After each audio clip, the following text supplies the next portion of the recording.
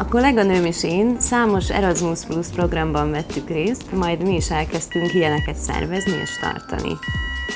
Ez egy fordulópont volt a történetben.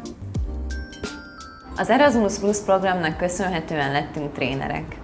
Mai napig ez a fő foglalkozásunk, nem formális oktatási programokat tartunk fiataloknak a Recreativity társadalmi vállalkozáson belül. A program nagyban támogatta azt, hogy pályázatokat és projekteket valósítsunk meg, illetve hogy kifejlesszük saját módszerünket, a kreatív újrahasznosítást. Elsősorban fenntarthatóság témában tartunk programokat, ilyen volt például az Advertising the Change nevű tréningünk Magyarországon, vagy a Rethink and Recreate tréning Szlovákiában.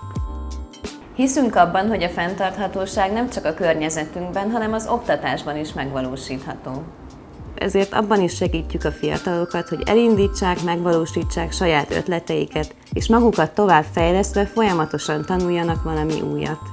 Az első igazán sikeres projektünk Recreativity névre hallgatott. Ezután iskolák és cégek hívtak meg minket különböző rendezvényekre, hogy kreatív újrahasznosító workshopokat tartsunk.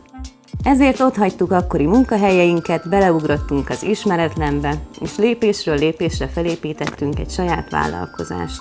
Minden nap új kihívásokat hoz, de imádjuk, amit csinálunk, és sosem váltanánk valami másra.